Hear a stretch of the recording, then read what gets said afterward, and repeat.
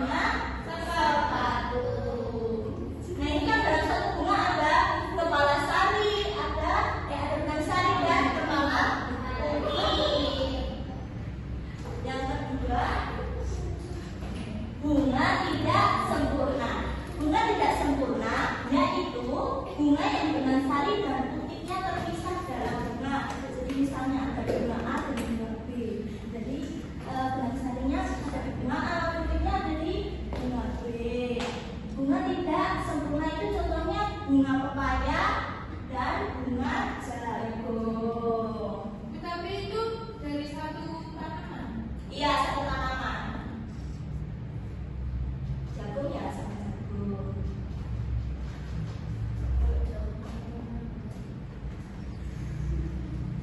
Ada di sini. Ibu ada video tentang proses perkembangbiakan tumbuhan. Anak-anak simak videonya ya.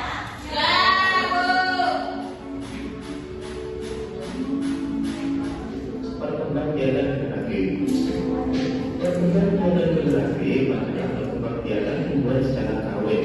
Salah satu jenis tumbuhan yang dikembangbiakan secara ini adalah tumbuhan berbiji.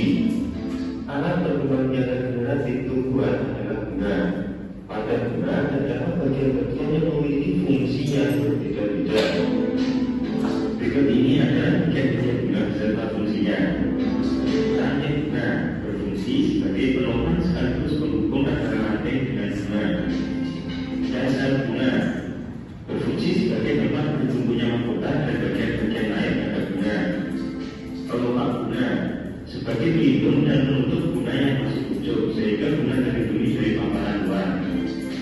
Mahkota bunga sebagai perhiasan bunga dan pengikat bagi serangga agar hidup dan membantu dalam proses penyerbukan. Putik alat pengambil bunga betina dalam proses reproduksi. Putik terdiri dari kepala putik, ranting putik, dan bakal buah. Benang sari. Benang sari adalah alat kelamin jantan dalam proses reproduksi tumbuhan. Benang sari terdiri dari tangkai sari, kepala sari, dan serbuk sari. Bakal biji, tempat terjadinya proses pembentukan biji yang kemudian menghasilkan biji yang matang. Proses perkembangbiakan generatif membutuhkan alat kelamin jantan dan alat kelamin betina. Kedua alat kelamin ini terdapat pada bunga, yaitu putik dan benang sari. Putik merupakan alat kelamin betina dan benang sari merupakan alat kelamin jantan.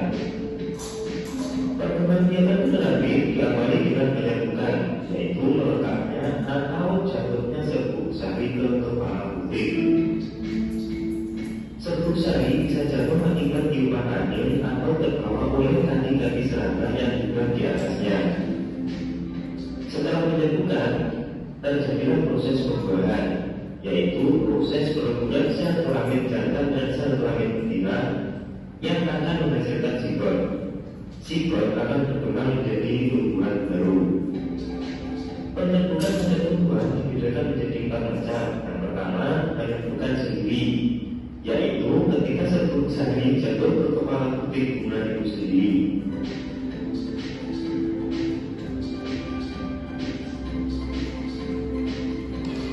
Yang kedua, penyerbukan tetangga, yaitu ketika serbuk sari jatuh ke kepala putik bunga lain tetapi masih dalam satu pohon yang sama. Yang ketiga, penyerbukan silai, yaitu ketika serbuk sari jatuh ke kepala putik yang lain yang berbeda pohon tetapi masih satu jenis. Yang keempat, penyerbukan besar, yaitu ketika serbuk sari jatuh ke kepala putik bunga lain pada pohon yang lain yang masih satu jenis tetapi berbeda varietasnya.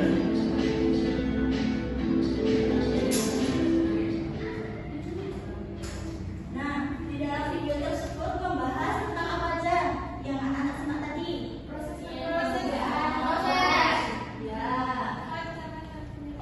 Ya, macam-macam penyerbukan. Nah, serbuk sari itu jenis kelamin apa tadi pada bunga? Jangan. Betina. Jangan dong. Ya. Kalau putih, kalau betina, kalau putih baru betina. Nah, penyerbukan tadi dibedakan menjadi 4 macam. Penyerbukan sendiri, ayo Mbak Atem membaca. Penyerbukan sendiri yaitu serbuk sari dan kepala putik jatuh pada bunga itu sendiri. Terus yang kedua ada penyerbukan tetangga. Ayo Mbak Isti baca. Penyerbukan tetangga yaitu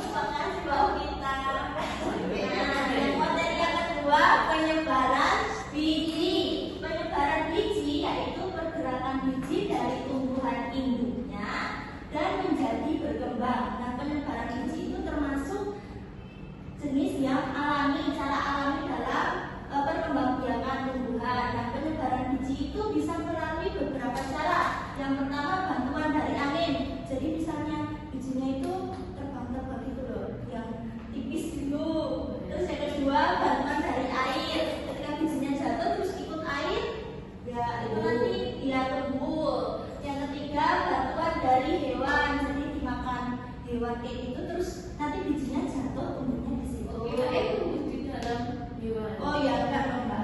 Kita Bisa masih bisa. ya kebetulan dari manusia. Kata dari manusia berarti semisal Mbak Devita itu mau nanam mangga, berarti Mbak Devita ada biji mangganya itu ditanam sendiri seperti itu.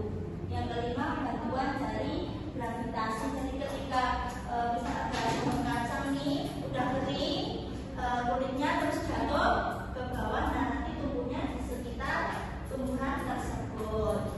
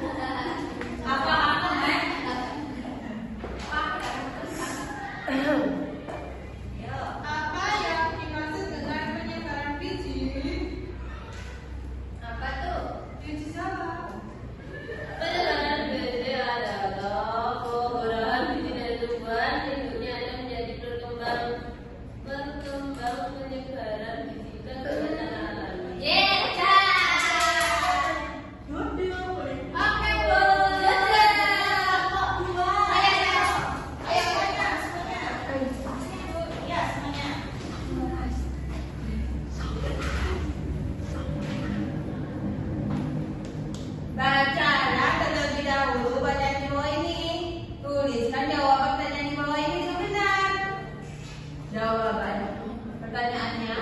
Udah sempurna, kampret, sepatu, matahari. Bunga tidak sempurna, pepaya, jangkuk, darah. Terima kasih. Kelompok terakhir.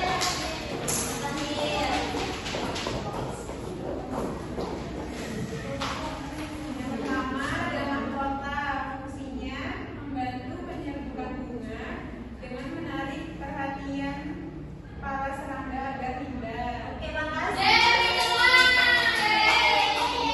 Yang terakhir, anak-anak mengerjakan soal evaluasi secara lagi ya. Kerjakan. Ibu kasih waktu 15 menit ya. Ya, Bu. Setuju. Pintar banget anak-anak ibu. Iya dong. Nah, karena pembelajaran hari ini sudah berakhir, alangkah baiknya kita tutup dengan berdoa. Ayo Mbak Zafira ditutup. Berdoa mulai. Berdoa selesai. Terima kasih. Wassalamualaikum.